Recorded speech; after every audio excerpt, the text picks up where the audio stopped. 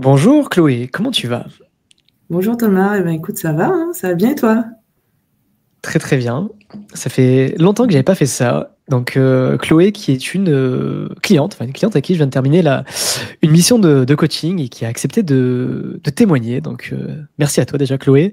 Et voilà, ça fait un petit moment que j'avais fait ça, que j'avais pas fait ça.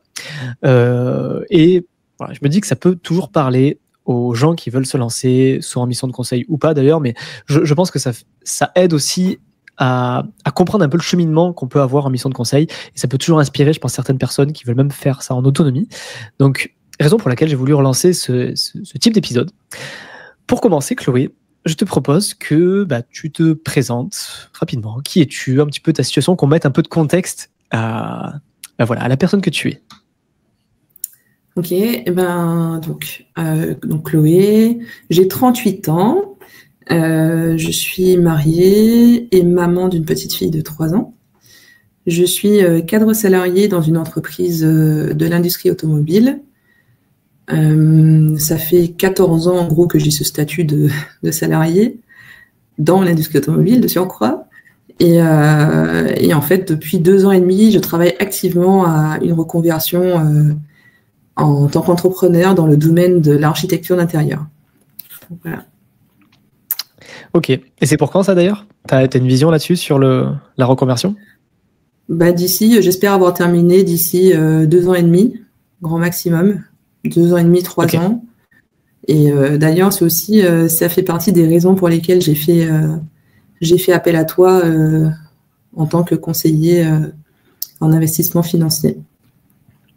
Tu brûles les étapes, Chloé. J'allais te demander juste après. Pourquoi as-tu fait appel à un conseiller financier? Ok. Écoute, on va dire que j'avais 3 raisons, 3 grosses raisons. La première raison, c'est que j'avais une épargne disponible, à peu près, j'avais comptabilisé à peu près peut-être 80 000 euros disponibles, mais que je trouvais pas judicieusement placée. Donc quand je dis pas judicieusement placée, c'est-à-dire que les rendements que j'avais étaient pas... Enfin, je pense qu'on pouvait mieux faire. Et puis, deuxième point, comment dire, par rapport au fait que je voulais justement, que je souhaite me mettre à mon compte. Aujourd'hui, donc, je suis salariée avec certains avantages du type des primes d'intéressement, des primes par rapport aux résultats annuels. Et en fait, dans quelques années, j'aurai plus ça. Et je voulais, je voulais trouver un moyen de pallier à cette absence de revenus complémentaires par la suite. Et puis ensuite, troisième raison qui est aussi vraiment très importante par rapport donc toujours à mon changement de statut, de passer de salarié à entrepreneur, dans un court à moyen terme. Donc je voulais effectivement trouver de nouveaux placements, mais je voulais le faire de façon sage, intelligente, pour ne pas me retrouver bloquée, avoir des liquidités bloquées au moment où j'aurais besoin de mes fonds. Donc c'est pour ça que j'avais vraiment besoin de conseils. Donc c'est principalement ça les raisons pour lesquelles j'ai fait appel à toi, Thomas. Ok. Alors, dans ce que tu as dit, il y a deux choses j'aimerais rebondir sur deux choses. Je te pose les deux questions d'un coup, comme ça je les oublie pas, parce que j'ai peur de les oublier après. La première, c'est que tu nous dises un petit peu la raison pour laquelle tu n'étais pas satisfait de tes placements et que tu nous dises un peu dans quoi c'était placé, parce que du coup, tu as à dire que tu avais fait des choses. Et la deuxième chose, c'est pour quelle raison, du coup, tu as fait appel à un conseiller et que tu ne l'as pas fait en autonomie. Je te propose de répondre à la première question dans un premier temps et que tu nous détailles un petit peu quel était l'état actuel finalement de tes finances avant qu'on travaille ensemble et pour quelle raison tu n'étais pas satisfait de tes placements. Enfin, tu peux nous donner un peu plus de détails de comment c'était placé. Ok, j'espère avoir une bonne mémoire et pas trop me tromper. Tu dis grosso modo, je veux pas à l'euro près. Oui. Donc en gros, on va dire que j'avais mon gros souci, c'était mon PEL. Donc j'avais une certaine somme sur mon PEL, on va dire à peu près un peu plus de 50 000 euros sur mon PEL, qui arrivait bientôt à échéance. C'est un PEL qui a 9 ans cette année, donc 10 ans l'année prochaine. Et par rapport à ce montant qui était sur mon PEL, les rendements annuels n'étaient pas foufou, quoi. Quand j'écoute les podcasts... T'étais aux alentours de 1 ou 2, non? Plutôt 2,5 ou un peu plus de 2,5 en net. Brut? En net? Oui, en net. Okay. Donc voilà, donc bon, je pense que je pouvais mieux faire avec mon PEL. Ensuite, j'avais une épargne disponible sur mon PEE. Bon, là, je voulais juste commencer à un peu retirer, sécuriser sur d'autres supports.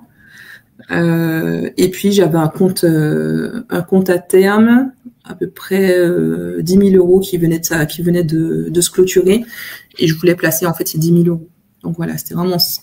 C'est ce qu'il y avait dans mon enveloppe, en tout cas, de disponible. Quand je parle de disponible, c'est en fonction de mes besoins futurs. C'est ce que j'estimais ce dont j'aurais pas besoin, en fait, dans un futur. C'était, on va dire, c'était de la liquidité, finalement, que tu pouvais placer à long terme, sur lequel tu pouvais te permettre aussi de prendre du risque, plutôt que de les faire dormir, finalement, sur des supports sans risque. Enfin, du moins que 100% soit sur des supports sans risque, avec des rendements, du coup, faiblards, comme tu as pu avoir, quoi. Exactement. Ok. Et du coup, en termes d'objectifs, est-ce que tu peux me les rappeler? Alors déjà, parce que j'ai plus trop de mémoire, et aussi pour donner du contexte pour les auditeurs.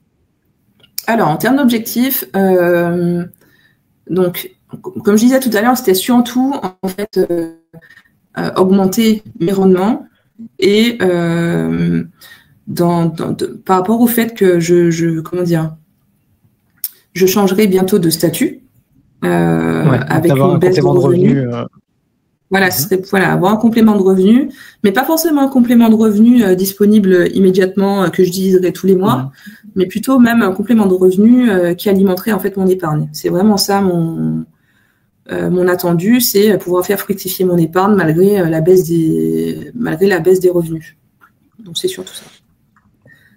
Voilà, c'est mon objectif premier. Et ne pas faire dormir l'argent sur un compte. Ouais, donc du coup, valoriser ton capital et générer des revenus passifs futurs et immédiats. C'est ça. Ok. Et du coup, vu que tu as été une très fidèle auditrice du podcast dans lequel tu passes aujourd'hui, et que du coup tu as appris, je pense, pas mal de choses, je l'espère en tout cas avec ce podcast, et j'imagine que c'est pas le seul que tu écoutes, et tant mieux d'ailleurs. Qu'est-ce qui, du coup, pourquoi tu as souhaité du coup faire appel à une tierce personne, enfin, donc à moi finalement, et enfin, qu'est-ce qui t'a empêché de passer à l'action toute seule?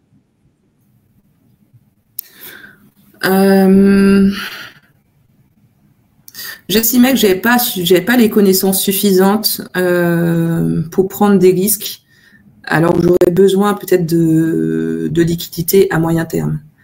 Donc voilà, et puis j'estime que faire appel à quelqu'un qui s'y connaît, c'est toujours mieux. Donc c'est pour ça que j'ai décidé de faire appel à toi. Je cherchais un conseiller en investissement financier.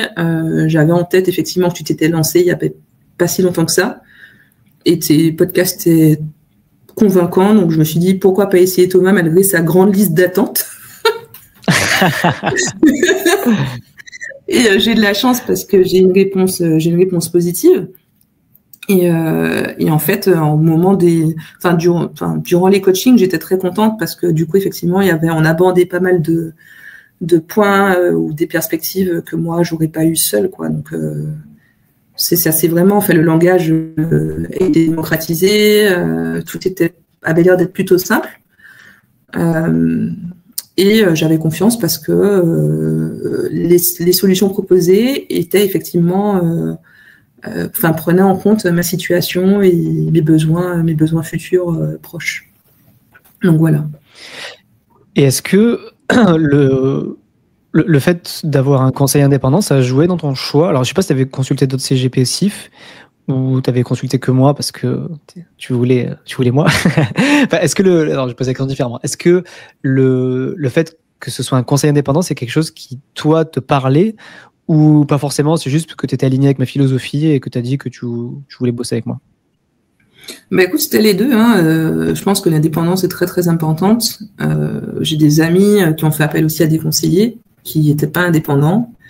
Et je pense que oui, j'ai préféré cette approche en fait de quelqu'un qui est pas intéressé en fait. C'est-à-dire que je paye un honoraire et la prestation est fonction de mes besoins et non pas des commissions attendues ou autres. Enfin, c'est peut-être dit crûment, mais au final, je pense qu'il y a un peu de ça. Donc voilà, non, l'indépendance pour moi était vraiment très très importante. Alors, je me permets juste de faire une précision, Chloé, c'est que, en fait, alors, pour ceux qui me suivent le savent, mais je pense que c'est bien de récapituler aussi parce qu'on a tendance à mal interpréter le mot indépendance. Il y a donc les conseillers qui ne sont pas indépendants, c'est-à-dire qui appartiennent à une banque ou qui sont franchisés. Donc, eux, ils vendent que les produits, on va dire, de leur entité. Après, tu as les conseillers qui sont indépendants, mais qui ne sont pas au conseil indépendant. Il faut bien distinguer les indépendants qui représentent quand même 95% des CFCGP, mais qui ne sont pas au conseil indépendant. Donc eux, ils sont indépendants au sens, ils travaillent on va dire de chez eux d'où ils veulent et ils travaillent avec qui ils veulent, mais ils sont rémunérés à rétrocommission parce que leur conseil n'est pas indépendant. Et la nuance qu'il y a quand on parle d'indépendance là dans ce que tu disais, c'est vraiment le conseil indépendant. C'est vraiment ça je dis ça pour les auditeurs qui identifient le fait qu'il y a un conseiller indépendant et un conseiller indépendant au conseil indépendant. Et c'est le conseil indépendant qui permet d'éviter, de pas être payé en rétrocommission et de facturer que d'honoraires, donc qui, selon moi et ma philosophie, d'aligner à 100% l'intérêt du client et du coup voilà, d'avoir une vision aussi à 360 degrés sur ce qui se fait parce que voilà, il n'y a pas de rétrocommission qui rentre dans la balance. Ok, est-ce que du coup tu peux nous parler un petit peu de la stratégie qu'on a mis en place? Alors, si tu te rappelles. Oui. Donc, globalement, j'ai un profil, on a déterminé que j'avais un profil équilibré. Et par rapport donc aux besoins plutôt de sécurisation quand même de liquidité, on a du coup fait un 50-50 sur du sécurisé, sur du dynamique. Donc sécurisé dynamique. On a choisi, si je me souviens bien, de mettre 50% de la location sur l'assurance vie, plutôt sur l'assurance vie, si je me souviens bien. Ouais. Alors on avait fait un mix parce que tu avais une histoire d'apport immobilier. Tu sais, tu voulais garder la équité pour l'apport IMO.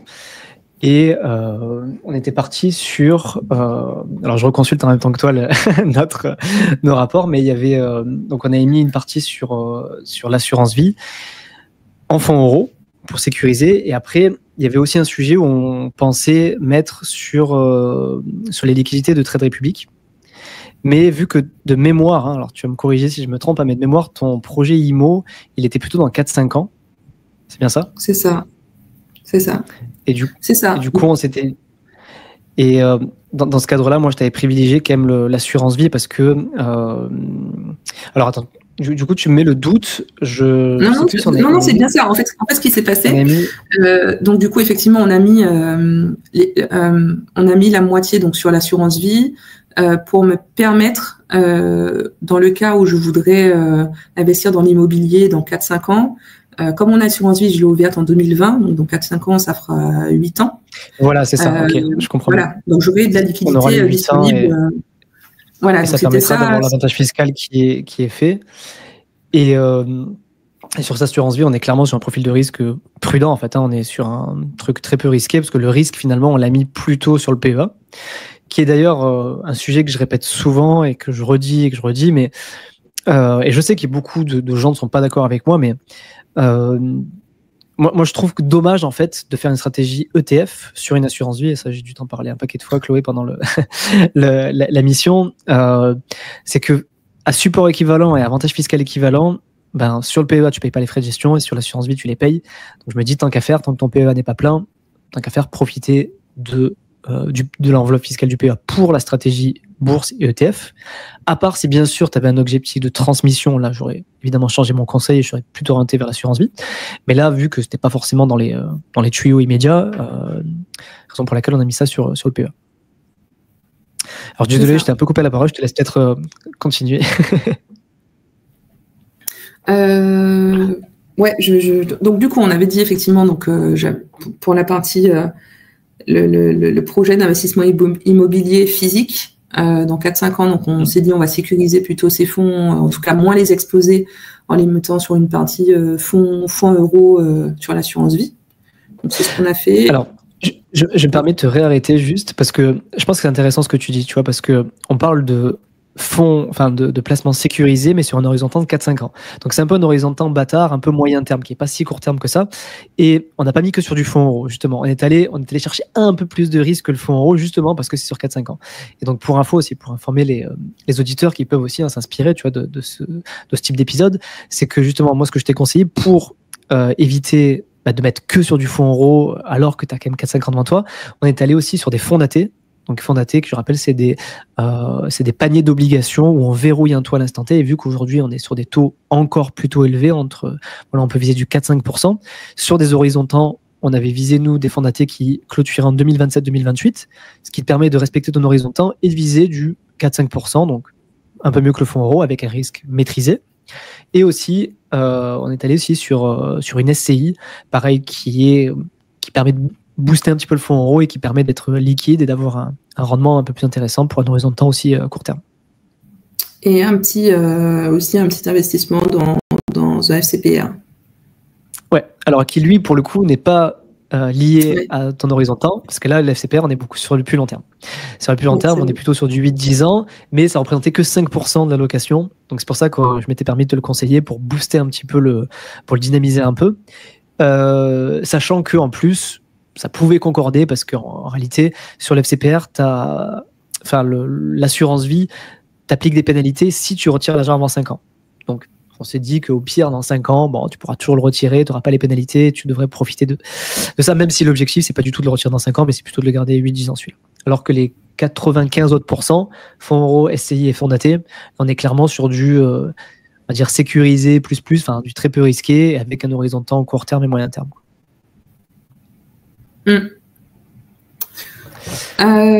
Ensuite, en plus de cela, on a donc un peu pour dynamiser, on a j'avais déjà un PEA ouvert. Je fais du stock picking sur mon PEA. On l'avait transféré ou pas? Je me rappelle pas, on l'avait transféré le PEA ou tu l'avais déjà chez un bon courtier? Non, j'avais déjà chez un courtier. Voilà, on n'avait pas transféré. Un bon. Okay. Ah bon, je sais pas si c'est. Je pense qu'il est correct. Tu peux donner le nom, je pense. Là, c'est Boursorama. Je pense que c'est Boursorama. Ouais. Oui, de toute façon, si je t'ai pas demandé de le transférer, c'est que ça va. Donc voilà, j'avais pas mal d'actions. Moi, j'avais décidé d'investir non pas en ETF, mais en actions. Avec des résultats qui sont ceux qui sont aujourd'hui. Je ne vais pas m'en vanter, pas du tout. Et donc, c'est vrai qu'aujourd'hui, tu dois être contente. Tu es déjà en positif, là. Je suis mal. Je suis mal, mais bon, il paraît que tant qu'on ne sort pas, on n'est pas perdant. Donc, j'attends. Pour être sur le... Ok. Alors, t'es mal sur lequel? Vas-y, dis-nous les ETF qu'on a choisis. Non, alors, les ETF, moi, je suis mal sur mes actions. Les actions que j'ai choisies, donc c'était pas. Ah, tu parles de tes actions, ok. Ah oui, je parle de mes actions. Des ETF qu'on avait Absolument pas. Ça me fait pas une très bonne pub, là, mince. Parce que je dis les marchés, ils tapent par plus haut. Non, pas du tout. Donc moi, en fait, non, j'avais un PEA avec des actions que j'avais choisies bien avant toi, en fait. Et puis, du coup, avec cette mission de conseil, donc toi, tu m'as conseillé, en fait, d'investir plutôt sur des ETF. Donc, ta stratégie que tu m'as conseillée, c'est 70% ETF monde. Et puis 30% plutôt pays émergents. Donc voilà. Donc moi j'ai suivi ce conseil. Et puis comme je me souviens plus trop, je crois que j'ai placé du coup 14 000 € sur mon PEA pour ne pas faire un placement en front carré, donc c'est-à-dire tout placer d'un coup. Ce qu'on a fait, c'est placer sur un fonds monétaire.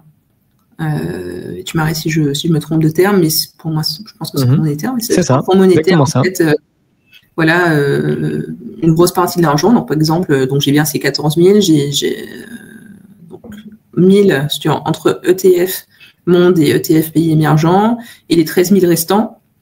Du coup, je les ai mis sur le fonds monétaire, et l'idée, c'est que chaque mois, je fasse un virement d'une certaine somme sur l'ETF Monde et sur les pays émergents. Donc voilà, donc là c'est plutôt pour lisser le risque, hein. C'est pour ça qu'on a fait ça. Ouais. Alors je me permets de rebondir là-dessus, Chloé, parce que là c'est quelque chose moi que je vois quand même très très souvent en mission de conseil, hein. C'est quelque chose c'est un conseil que je donne souvent, et c'est des débats qui reviennent souvent quand j'échange avec les clients. C'est est-ce que je mets tout en une fois, parce que tu vois, tu avais un capital, tu vois, tu avais 10 000 euros, est-ce qu'on met tout en une fois ou est-ce qu'on le fractionne? Et c'est ce que je dis, je le répète, et moi, je peux pas, j'ai l'impression de radoter un peu des fois, mais je pense que c'est important aussi. On me dit que des fois, quand je répète, ça rentre plus aussi, tu vois, pour les auditeurs, donc je me permets de répéter ces choses-là. Le fait de fractionner le capital plutôt de rentrer en une fois, ça permet déjà de dormir bien la nuit, surtout quand on débute, parce que les études prouvent que le LSI, donc Lump Sum Investing, qui est le fait d'investir en une fois, est plus efficace 70% du temps que le DCA, donc qui est le fait d'investir tous les mois. Mais ça, c'est dans la théorie, mais dans la pratique, quand on débute en bourse, quand on est sur des plus hauts historiques comme en ce moment, moi, je préfère largement conseiller de fractionner le capital. Comme ça, on est content tout le temps. Si ça baisse, il y a une correction, eh ben, on renforce, on rachète à la baisse, donc on fait baisser notre prix moyen. Et si ça monte, on est content parce qu'on est dans le marché, ça monte quand même. Donc, raison pour laquelle je t'ai conseillé donc, de le fractionner.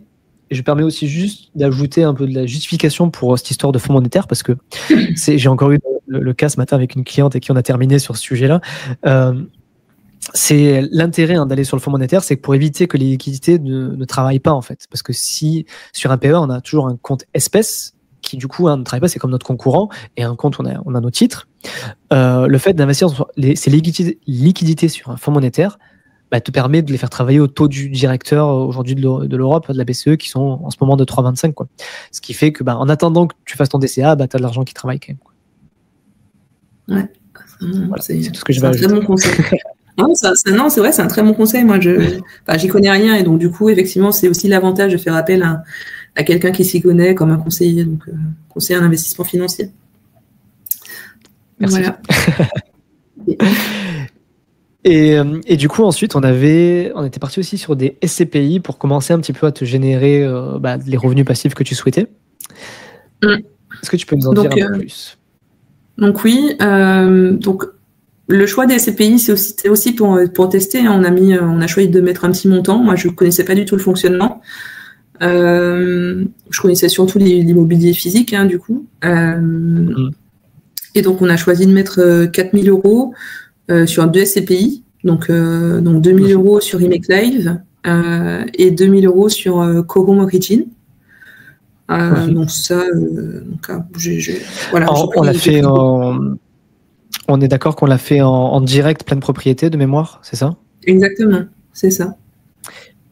Et aujourd'hui, tu es en TMI, ta tranche marginale d'impôt, elle est de combien? 30%. Et pour appuyer un petit peu la raison pour laquelle je t'ai conseillé ça, hein, c'est que Quorum est investi majoritairement à l'étranger, donc du coup tu bénéficies d'une fiscalité un peu plus douce, et Remake à peu près 70% à l'étranger aussi, donc ça te permet d'avoir une fiscalité aussi un peu plus douce. Et de mémoire, hein, tu vas me dire si j'ai bonne mémoire, mais on avait aussi mis, finalement ça reste une petite proportion, hein, des liquidités qu'on avait à placer, parce que tu avais 80 000 à la base, et là il y a 4 000, et on a fait ça aussi un peu pour tester l'idée pour toi, parce que tu voulais un peu, on va dire, y aller petit à petit, et aussi parce que tu veux faire de l'IMO physique dans 4 à 5 ans, et tu sais que quand tu fais de l'IMO physique, on va dire, ta part d'IMO, elle va fortement augmenter, et tu voulais pas non plus qu'après, avec les CPI, ça devienne complètement démesuré l'IMO, quoi. Exactement. Très bonne mémoire. Je suis trop fort. Et du coup, j'imagine que tu n'as pas encore reçu tes premiers loyers, parce que là, on a fini la mission de mémoire, on a fini le mois dernier, je crois. Donc là, il te faut encore. Voilà, tu as un délai de jouissance qui est de 3 à 6 mois. Alors, Quorum, ils sont un peu longs, ils font 6. Et Remake, je crois que c'est 3. Mais voilà, tu m'en diras de nouvelles. Bon, ce ne sera pas des énormes montants, mais tu verras que c'est quand même cool d'avoir des petits des loyers passifs qui arrivent sur ton compte. Et pour Quorum Origin, juste pour préciser, j'ai quand même choisi le réinvestissement des loyers. Voilà, je ne toucherai pas. Je ne toucherai pas. Alors ça aussi, j'ai juste un truc, parce que c'est une de mes clientes aussi qui m'avait dit ça, qui m'avait dit enfin, au cas où hein, certains sont chez Quorum et qu'il faut qu'ils choisissent le réinvestissement des loyers, vous êtes fiscalisé. Hein. C'est pas comme un PEA ou un ETF capitalisant, parce que il y en a qui me disaient oh, mais c'est trop bien, moi je fais ça et du coup j'échappe à la fiscalité. Je préfère préciser hein, la fonctionnalité que propose Quorum, elle est géniale, mais par contre t'es fiscalisé quoi. En fait, t'as bien la fiscalité classique quoi. Au cas où certains pensent que ça permet d'échapper à la fiscalité. Je suis désolé, je brise des rêves, mais voilà, c'est comme ça. C'est la dure réalité de l'investissement. Ok, et après, je vois aussi qu'on avait un petit peu d'exotique. Ça, de l'or. De l'or. J'imagine que je t'ai conseillé de l'or physique parce que tu dois le savoir, moi je suis pas très très fan de l'or papier. C'est de l'or physique. Donc j'ai acheté quelques pièces pour à peu près 2000 € d'or. Faire de la pub gratuite hein, pour Golden Avenue. Gold Avenue, je crois. Gold Avenue, ouais. Et voilà, par contre, je t'avouerai que j'ai pas suivi. J'ai acheté, je regarde pas. Voilà, c'est placé, et puis un jour, je verrai comment ça a évolué. C'est souvent la meilleure chose à faire. Hein. C'est de mettre et de pas regarder. Après, bon, voilà, on va dire que malheureusement, sur l'or, en termes de timing, bon, en ce moment, ça pète les plus hauts historiques tout le temps. Donc, j'ai envie de dire que c'était pas le meilleur moment. Mais bon, on restait quand même sur un petit montant en patrimoine. Et vu que c'est un horizontal long terme, voilà, moi, je pense que sur le long terme, il n'y a pas trop de sujets. Je pense que, voilà, le cours devrait être. Enfin, moi, en tout cas, j'ai une conviction forte sur le fait que ce soit aussi à long terme. Mais c'est vrai que, bon, là, avec la hausse qu'on vient d'avoir, on s'est pris 30% en un an. Voilà, tu vas peut-être pas faire 30% par an, enfin tu les feras pas, c'est sûr même.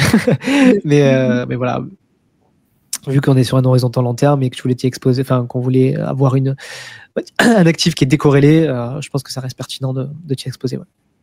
Ouais. Ok. Je pense qu'on a fait le tour. Ouais, je crois qu'on a fait. On a fait le tour. Et que demander de plus? Est-ce qu'il y a des conseils particuliers dans nos échanges qui t'ont marqué, ou je sais pas moi, des choses qu'on a dit, que j'ai dites dans la mission qui t'ont marqué plus qu'une autre, ou je sais pas moi, est-ce que tu as des choses, je sais pas, à rajouter sur notre échange, sur notre mission? Moi, je pense que ce qui m'a marqué, c'est l'ingénierie conseillée, en gros, sur la location, hein, pour l'optimisation des coûts. Globalement, les frais associés à certains placements. Donc, quand tu m'as conseillé, par exemple, d'utiliser plutôt le PEA pour les ETF, ou encore de me délester de la gestion pilotée, parce que j'étais en gestion pilotée hein, sur l'assurance vie. Donc là, je suis passée en gestion libre hein, sous tes conseils pour avoir moins de frais. Et puis du coup, je pense que c'est souvent tout ça que j'ai trouvé intéressant dans ta prestation de conseil, quoi, ta prestation de service. Voilà. Si je peux rebondir sur ce que tu dis, pourquoi je t'ai conseillé ça, c'est que sur la partie gestion pilotée, je trouve que ça aurait été malhonnête de ma part de te dire gestion pilotée. Parce que du coup, vu que tu payes des honoraires, je pense que la moindre des choses, c'est que je te conseille les supports, d'une part. Et comme je le dis souvent, les frais sont l'ennemi numéro 1 de l'investisseur. Même, je veux dire, des 0,2, des 0,5, des 0,6% de frais, ça peut paraître dérisoire, mais je me dis à profil de risque équivalent et à support équivalent, c'est quand même de l'argent qui part en fumée pour pas grand-chose. Et c'est ça qui, sur le long terme, va faire ta perf, va faire que tes intérêts composés vont marcher plus. Donc, raison pour laquelle je pars du principe que c'est selon moi une des plus-values d'avoir un conseiller indépendant. Hein, c'est-à-dire que tu payes de l'honoraire, certes, mais tu n'as pas de frais récurrents, tu as une optimisation des frais qui est au poil, ce qui te permet de garder toute la perf dans ta poche et de ne pas rémunérer de manière récurrente l'intermédiaire. Donc, j'ai envie de dire, c'était mon devoir de faire ça, quoi. Ça faisait partie du contrat, quoi. Donc voilà, et puis bien sûr, la simplicité des explications, la façon dont tu expliquais, où tout a semblé un peu plus, beaucoup plus logique. Hein, donc voilà, donc c'est vraiment la plus-value en fait de ce coaching. C'est ce que j'ai apprécié. C'est pour ça que je m'appelle Investir Simple. Hein. J'ai voulu respecter ma devise. Exactement. Non, mais ça fonctionne très bien et Et non, hyper contente en fait d'avoir fait, de m'être enfin lancée en faisant appel à un conseiller. Donc voilà. S'il fallait recommencer. Ouais, vas-y, pardon, je te laisse terminer, excuse-moi. S'il fallait recommencer, ouais, je le referais. Je pense que je prendrai rendez-vous quand mes fonds d'AT arrivent à échéance pour voir ce qu'on fait. Bah ouais, mais j'espère bien. L'idée, c'est aussi de te suivre. Hein. Après, comme je dis à tous mes clients, j'engage pas les gens sur la durée. Hein. Si après ils se sentent suffisamment autonomes, voilà, il n'y a pas d'engagement. Mais je reste évidemment à disposition pour un suivi dire mensuel, non, annuel, biannuel, enfin bref, à la demande du client pour faire un point, s'il y a une entrée de liquidité, s'il faut revoir les stratégies et tout, hein, bien sûr. Hein, tu pourras me contacter quand bon te semble pour en rediscuter. Bah écoute, merci beaucoup Chloé pour ce super témoignage en direct. J'espère que ça plaira aux auditeurs. Ça fait un petit moment que j'avais pas fait ça. Je pense que c'est toujours inspirant d'avoir un cas pratique concret, en fait, de débriefer sur un cas pratique qui s'est passé en mission de conseil pour voir voilà si ça peut vous parler pour ceux qui arrivent à s'identifier un petit peu à la situation de Chloé et le besoin qu'elle a pu ressentir de se faire accompagner sur ça. Voilà, en plus maintenant, ça y est, la liste d'attente commence enfin à s'écouler, donc avec un peu de chance, dans le lien en description, il y aura une prise de rendez-vous en direct. Alors, ce sera peut-être plus avec moi parce que maintenant je me fais épauler, donc ce sera certainement avec un collaborateur, mais qui a bien sûr la même vision du conseil 100% indépendant, comme j'ai pu faire à Chloé. Et puis voilà, je sais pas si Chloé, tu as quelque chose t'as envie de dire quelque chose pour terminer? Oui, je voulais quand même profiter de cet échange en fait pour passer quelques messages à des gens qui se posent plein de questions. Alors déjà, je pense que c'est super important de commencer à épargner le plus tôt possible, dès que vous pouvez.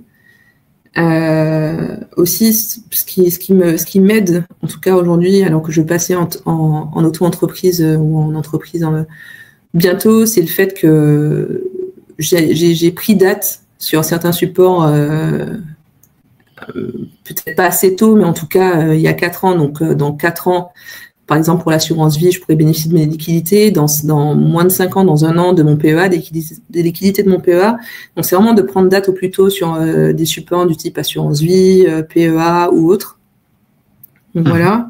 Et puis, effectivement, prendre des conseils auprès des sages. Hein. Quand je dis les sages, donc c'est ceux qui savent, comme par exemple les conseillers en investissement financier. Donc voilà, c'est hyper important. Voilà, c'était mon message. C'est ton petit mot de fin. Merci beaucoup en tout cas Chloé. Et très content en tout cas d'avoir pu travailler avec toi. C'était vraiment un plaisir. Et puis, de toute façon, j'espère à bientôt, peut-être pour du suivi ou pour quand il y a besoin. Oui, carrément. Merci à toi, Thomas. Avec grand plaisir. À bientôt, Chloé. Ciao. À bientôt.